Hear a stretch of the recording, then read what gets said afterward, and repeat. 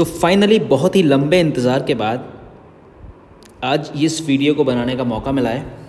इस वीडियो में कुछ भी स्पेशल नहीं है, बस आपको कुछ बातों का ध्यान रखना है जो आपको दिलाएंगे 100 में से 100। Hello, my name is Anant and welcome back to your channel the economics hub. अगर अभी तक आपने चैनल को सब्सक्राइब नहीं किया है तो प्लीज़ इसको सब्सक्राइब करके सपोर्ट करें और आने वाली अपकमिंग वीडियोस के लिए मेरे साथ बने रहें। तो इस वीडियो में हम लोग ये समझेंगे कि बोर्ड एग्ज़ाम्स की कॉपी को कैसे लिखें जिससे आपको मिलेंगे पूरे 100 आउट ऑफ 100 या 80 आउट ऑफ 80 या जितने भी नंबर का आपका एग्ज़ाम है। ये वीडियो किसी पर्टिकुलर सब्जेक्ट के लिए नहीं है, किसी पर्टिकुलर स्ट्रीम के लिए नहीं है। ह्यूमैनिटीज़, कॉमर्स, ये कोई भी बच्चा, even 10th class, 11th class, 12th class, 9th class, कोई भी इस वीडियो को देख सकता है और इससे चीज़ों को समझ सकता है। तो आइए इस वीडियो को स्टार्ट करते हैं। इस वीडियो में मैंने क्लास 12th की इकोनॉमिक्स की एक स्पेसिमेन एग्ज़ाम कॉपी को लिखा है, जिसमें मैं आपको ये बताऊंगा कि आपको किसी भी एग्ज़ाम की कॉपी को लिखने के लिए कौन कौन सी चीज़ों का और कौन कौन सी बातों का ध्यान रखना है। ठीक, तो सबसे पहले हम लोग बात करेंगे, सपोज़ आपके पास एग्ज़ाम का पेपर आता है प्लस आपके पास आती है आंसर शीट बोर्ड्स में। तो सबसे पहले आपको पेपर को बहुत अच्छे से पढ़ना है। जो भी आपको 15 मिनट्स मिलते हैं एग्ज़ाम पेपर से पहले, उसको अच्छे से पढ़ें। उसमें अपने प्लान्स बना लें कि हमें कौन सा सेक्शन, कौन से क्वेश्चंस को पहले अटैम्प्ट करना है। ठीक, अब हम बात करेंगे टिप नंबर 1 जिससे हमें मिल सकते हैं बोर्ड्स में अच्छे नंबर। कभी कभी क्या होता है, बहुत से बच्चे अच्छा लिख के भी नहीं आते, तब भी उनके नंबर अच्छे आ जाते हैं। और कभी कभी ऐसा होता है बहुत से बच्चे अच्छा लिख के आते हैं फिर भी उनके नंबर्स कम आते हैं। तो यहाँ पे एक चीज़ है जिसको हम बोलते हैं प्रेजेंटेशन। सबसे पहला पॉइंट है प्रेजेंटेशन। अगर आपकी प्रेजेंटेशन अच्छी होगी, आप अपने बातों को, अपने चीज़ों को अच्छे से एक्सप्रेस कर पाएंगे, तो आपको अच्छे मार्क्स मिलने के पूरे चांसेस बन जाते हैं। तो सबसे पहला प्रेजेंटेशन आपको अच्छी होनी चाहिए। सेकेंड स्टेप, प्रेजेंटेशन के साथ साथ आपके पास कंटेंट का भी होना बहुत ज़्यादा ज़रूरी है। सपोज़ आपके एग्ज़ाम में आपको मिले 2 section, section A and section number B, या ए बी सी, कितने भी सेक्शन हो सकते हैं, वो डिपेंड करता है आपके सब्जेक्ट टू सब्जेक्ट। सबसे पहला आपका हो गया कंटेंट, आपके पास होना चाहिए। दूसरा हम बात कर रहे हैं सेक्शन की। जो भी आप सेक्शन उठाएं, चाहे सेक्शन ए लें, चाहे सेक्शन बी लें, चाहे सेक्शन सी लें, जो भी आपने पहले 15 मिनट में अपने बनाया था, उस सेक्शन को सबसे पहले करें। चाहे ए हो, चाहे बी हो, चाहे सी हो, किसी भी सेक्शन को जो भी आपको अच्छे से आता है वो सेक्शन आपको अच्छे से करना है। ठीक है, तो सेक्शन का जो भी आप चुनाव करें तो अच्छे से करें कि कौन सा सेक्शन आपको बहुत अच्छे से आता है, जिसमें आपके चांसेस है पूरे नंबर आने के। सपोज़ सेक्शन नंबर ए आपने सबसे पहले उठाया, तो सेक्शन ए उठाने से पहले आपको ये देखना है कि सेक्शन ए में कितने क्वेश्चन हैं, और हमेशा कोशिश करें answer number 1, answer number 2, answer number 3, answer number 4, answer number 5, answer number 6, answer number 7, जितने भी नंबर ऑफ़ क्वेश्चंस हैं उनको सीक्वेंस में करने की कोशिश करें। ऐसा ना करें आंसर नंबर 1 पहले किया, फिर 4th कर लिया, फिर 3rd कर लिया, फिर 8th कर लिया। This is the totally wrong way. ठीक है, तो आपको ये पैटर्न फॉलो करना है। जितना आसान ये वर्ड्स में लिख रहा हूँ, जितना इजी आप इनविजिलेटर के लिए कॉपी करेक्शन करना बनाएंगे, उतना ही ज़्यादा चांसेस आपको मिलने के हैं बोर्ड्स में या किसी भी एग्ज़ाम की कॉपी में, इवन वो क्लास टेस्ट की ही कॉपी क्यों ना हो। तो जितना इनविजिलेटर के लिए आप चीज़ों को इजी बनाएंगे, मतलब जो आपकी कॉपी चेक करेगा उसके लिए इजी बनाएंगे, उतना ही चांसेस आपको है अच्छे नंबर मिलने के लिए। ठीक है, समझ में आई बात। तो ये तो रही बात सेक्शंस की। तो सबसे पहले आप क्या करेंगे, जो भी सेक्शन उठाएंगे उस सेक्शन के सीक्वेंस में आंसर्स को करने की कोशिश करेंगे। जैसे यहाँ मैंने लिया है section number A macro economics, जो हमें मिलता है 40 मार्क्स का। अब इसमें आपको कुछ MCQs भी गिवन होंगे, ठीक है, कुछ लॉन्ग क्वेश्चन भी गिवन होंगे, कुछ शॉर्ट क्वेश्चन भी गिवन होंगे, कुछ असर्शन रीजंस भी गिवन होंगे। तो अलग अलग केस बेस्ड क्वेश्चन भी गिवन होंगे, अलग अलग मार्क्स के अलग अलग क्वेश्चंस गिवन होंगे। अब इनको सर कैसे टैकल करें ये बताइए। तो चलिए इसको हम बताते हैं। सबसे पहले आपको करना क्या है, जो भी 1 मार्क का क्वेश्चन है MCQ, ठीक है, तो MCQ सपोज आंसर नंबर 1 आपने उठाया, उसका ऑप्शन नंबर बी है। ठीक, आप इस तरीके से आंसर नंबर 1 को लिखें और बी को लिखें। और हर आंसर के बाद कम से कम 2 लाइंस का आपको गैप रखना ही रखना है। लाइन 1 और लाइन 2, कम से कम 2 लाइंस का गैप आपको किसी भी हालत में रखना है, ठीक है। जिससे क्या होगा, आपकी जो कॉपी है वो बहुत बेहतर दिखेगी। देखिए यहाँ पे मैंने क्या किया, यहाँ पे आंसर नंबर 1 लिखा है, फिर इसके बाद 2 लाइंस का गैप लिखा है, फिर हमने आंसर नंबर 2। ऐसा मैं क्यों कह रहा हूँ, ऐसा मैं आपके आगे बताता हूँ मैं ऐसा क्यों बोल रहा हूँ। जो बोर्ड्स की कॉपी चेक होती है, यहाँ पे आपको मिलते हैं टुकड़ों में मार्क्स और यहाँ पे मिलते हैं आपको टोटल मार्क्स। सपोज़ किस तरीके से वो हम समझते हैं आगे। यहाँ सारे ही क्वेश्चन जो हैं आपके 1-1 मार्क्स के हैं, तो हमने क्या किया, हर लाइन में हर पे क्वेश्चन के बाद 2-2 लाइन्स को ड्रॉप किया है। अब जैसे क्वेश्चन नंबर 4 है, यहाँ पे 2 ऑप्शन है, आपको कॉन्फिडेंस जिसमें हो, सपोज़ 4 में 1 और 2 क्वेश्चन गिवन है, आपको दोनों के आंसर आते हैं, लेकिन कॉन्फिडेंस आप सेकंड वाले में है, तो सेकंड वाला पहले करें और बाद वाला जिसमें कॉन्फिडेंस कम है वो बाद में करें, ठीक है। तो ये रहे आपके MCQs के पैटर्न। चलिए आगे बढ़ते हैं। अगेन क्वेश्चन नंबर 6, 7, 8, 9, 10 इस तरीके से हमने क्या किया, क्वेश्चन नंबर 10 तक हमने क्या कर लिया, MCQ सॉल्व कर लिए। वही 2-2 क्वेश्चन को छोड़ के 2-2 लाइन्स को हमने छोड़ के, ठीक है। अब जैसे ये न्यूमेरिकल क्वेश्चन है, अब बहुत सारे बच्चे पूछते हैं सर न्यूमेरिकल पूरा सॉल्व करके दिखाएं 1 मार्क्स में MCQ में। नहीं, आप इसको रफ में कहीं सॉल्व कर सकते हैं और यहाँ पे केवल और केवल आंसर लिख सकते हैं सीधा, ठीक है। अब हम बात करते हैं 3 नंबर के क्वेश्चन में। सर 3 नंबर को कैसे अच्छे से प्रेजेंटेशन दें। 3 नंबर का क्वेश्चन लिखने के लिए आपको क्या करना है, सबसे पहले आपको लग रहा है कि किसी क्वेश्चन का आंसर 6 या 7 लाइन में आएगा, तो आपको जैसे ही 3 या 4 लाइन कंप्लीट हो, 3 या 4 लाइन के बाद तुरंत आपको क्या करना है, पैराग्राफ छोड़ देना है इस तरीके से।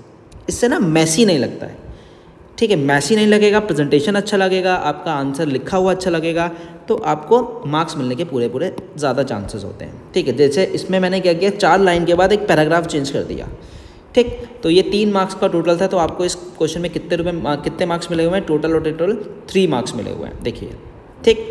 अब क्वेश्चन नंबर 12 है। क्वेश्चन नंबर 12 में क्या किया है, क्वेश्चन नंबर 12 में ऑपरेटिंग सरप्लस के आइटम्स लिखने थे 3, तो हमने क्या किया, अब इसमें स्टेप मार्किंग जो होती है इस तरीके से होती है। रेंट के लिए 1 मार्क्स आपको मिला है, फिर 1 मिला है, फिर 1 मार्क्स आपको मिला है, तो टोटल आपको कितने मार्क्स मिले हैं, 3 मार्क्स मिले। तो this is called a step marking answer. तो 3 नंबर का आंसर है, तो कम से कम आपको 3 पॉइंट तो लिखने ही लिखने हैं, then you will get a complete 3 marks. Clear हो गई बात। नेक्स्ट 4 नंबर का क्वेश्चन है। 4 नंबर के क्वेश्चन में 2 पार्ट्स हैं। एक है 1 मार्क्स में, जो आपको यहाँ बता दिया, अगेन हमने लाइन छोड़ी है, फिर हमने 3 नंबर में एक्सप्लेन किया है, तो टोटल आपको मिले हैं 4 मार्क्स, ठीक। तो इन चीज़ों का आपको ध्यान रखना है लॉन्ग क्वेश्चन आंसर्स में। ये क्वेश्चन है money creation by the commercial bank. ये क्वेश्चन बहुत ही ज़्यादा इंपॉर्टेंट है अगर आप क्लास 12 के बच्चे हैं, इकोनॉमिक्स के, और ये वीडियो देख रहे हैं। 2024 में ये क्वेश्चन आने के पूरे चांसेस हैं। एज इट इज़ ऐसे ही आपको लिख के आना है अपनी बोर्ड्स की कॉपी में। ये थ्योरी लिखनी है, इसका ये टेबल बनाना है, then you will get complete 4 marks. तो इसमें स्टेप मार्किंग का ऐसा कुछ नहीं है, तो इसमें टीचर ने आपको पूरा क्या दिया है, 4 नंबर आपको सीधे गिवन है। मैं फिर से बता रहा हूँ, ये क्वेश्चन बहुत ही ज़्यादा क्या है, इंपॉर्टेंट है। इस क्वेश्चन को बहुत अच्छे से पढ़ लें, ठीक है। Next we have question number 15। अब क्वेश्चन नंबर 15 न्यूमेरिकल वाला पार्ट है। न्यूमेरिकल वाले पार्ट में सर आंसर कैसे लिखें, यहाँ पे बहुत कंफ्यूजन होता है। जैसे यहाँ पे 3 पार्ट आपको डिवाइड करने हैं, A, B और C।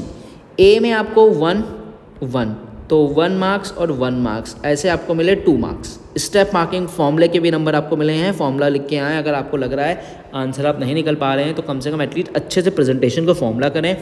यहाँ पे देखिए 1 और यहाँ पे देखिए 1, तो ये स्टेप मार्किंग है, तो इसके थ्रू आपको टोटल मिले हैं 4 नंबर, ठीक। अगर आपने फॉर्मूला भी अच्छे से एक्सप्लेन किया है, जैसे यहाँ पे ये वाला फॉर्मूला आपने अच्छे से एक्सप्लेन किया है, यहाँ पे ये फॉर्मूला अच्छे से एक्सप्लेन किया है, यहाँ पे ये फॉर्मूला अच्छे से एक्सप्लेन किया, तो इस चीज़ का भी आपको आधा नंबर मिलेगा। और लास्ट में जो भी आंसर निकल के आया है, A, B, C, यहाँ तो निकल के आया, आप इस तरीके से लिखेंगे तो और ज़्यादा अच्छे से प्रेजेंटेशन लगेगा, ठीक है। तो यहाँ पर आपको मिलते हैं इस तरीके से total marks 4। Next we have 6 mark question. 6 mark question में आपको क्या करना है, 6 मार्क क्वेश्चन में देखिए ये आपको 2 टाइप्स ऑफ बजट बताना है।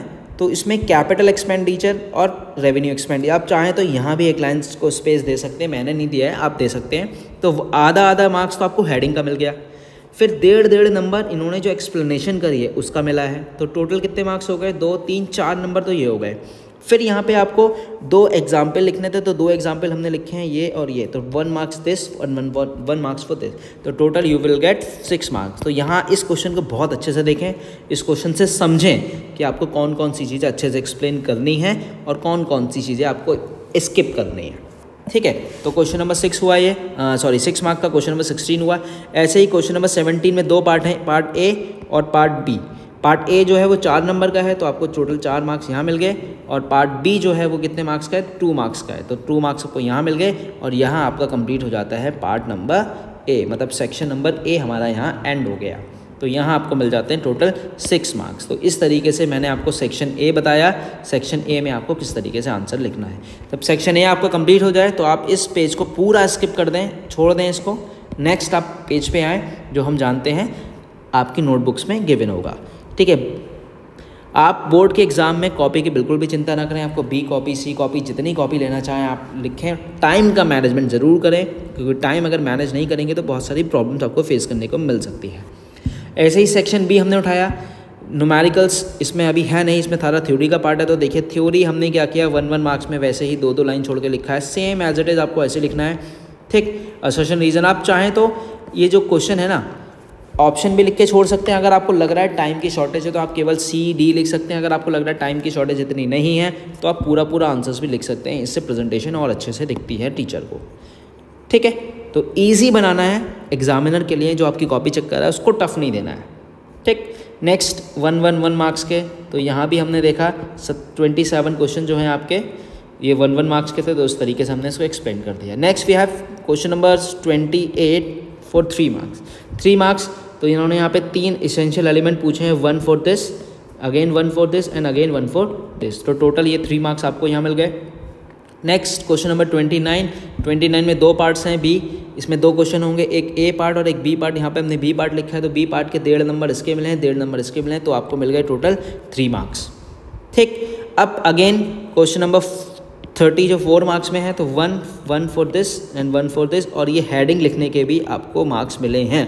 हेडिंग अगर आपने लिखी है तो हाफ मार्क्स तो आपको मिलेगा। आप इसको एक्सप्लेन भी कर सकते हैं और आप चाहें तो इसको ऐसे भी छोड़ सकते हैं। ठीक है, अगर आपको टाइम मैनेजमेंट आप अच्छे से कर पा रहे हैं तो आप एक्सप्लेन कर लें, अदरवाइज इसको ऐसे भी छोड़ देंगे तब भी आपके नंबर नहीं कटेंगे। आप प्रेजेंटेशन देखिए, कॉपी में आपको ऐसे ही करनी है।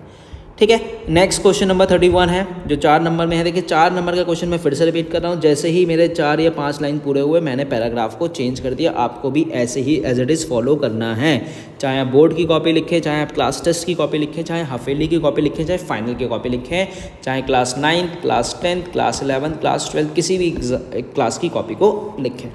ठीक, तो ये पैटर्न आपको फॉलो करना है हर सूरत में।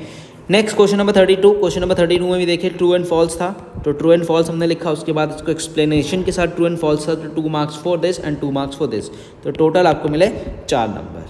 तो ये है आपको एक पूरी कॉपी लिख के चेक करके मैंने आपको बताई है। कोई यहाँ पे मैंने आपको एजम्पशन नहीं बताया कि आप एज्यूम करिए कॉपी है। बहुत सारी यूट्यूब पे वीडियोस मैंने देखी, उसमें लिखा है कि आप एज्यूम कर सकते हैं, आपको यह में कोई एजम्पशन नहीं है। यहाँ पूरा मैंने आपको एसएडीएस बोर्ड की कॉपी की तरह एक स्पेसिमेन कॉपी तैयार की है। आपको बताया है किन किन चीज़ों पे ध्यान देना है, कैसे कैसे सेक्शन डिवाइड करने हैं, कैसे कैसे क्या करना है और किन किन चीज़ों को आपको स्टेप्स को फॉलो करना है। मैं एक बार आपको फिर से बता देता हूँ। सबसे पहले आप अपना प्रेजेंटेशन पे ध्यान दें। ठीक है, प्रेजेंटेशन के साथ साथ कंटेंट आपका अच्छा होना चाहिए। जो भी सेक्शन आप उठा रहे हैं उस सेक्शन को आप सीक्वेंस में करें, चाहे ए है, चाहे बी है, चाहे सी है। Question number 1, question number 2, question number 3, question number 4। तो अगर आप ऐसे करेंगे तो और भी ज़्यादा अच्छा रहेगा। ठीक है, उसके बाद अपनी राइटिंग को ध्यान दें। अगर आपकी राइटिंग गंदी है तो आप स्पेस दे दे के लिखें थोड़ा सा। ठीक है, तो राइटिंग आपकी ऑटोमेटिकली इंप्रूव हो जाएगी। 5th, आपको लाइंस ज़रूर छोड़नी है हर क्वेश्चन के बीच में, कम से कम 2 या 3। ठीक है, 6th स्टेप क्या है, आपको पैराग्राफ चेंज करना है जैसे ही आपका 4 या 5 लाइन पूरी हो जाती है। तो ये कुछ स्टेप्स हैं जो आपको फॉलो करने हैं। इसमें कुछ भी रॉकेट साइंस नहीं है, ये मैंने आपको सिंपल सा लेमैन लैंग्वेज में समझाया है कि आपको किन किन चीज़ों को स्टेप्स को फॉलो करना है।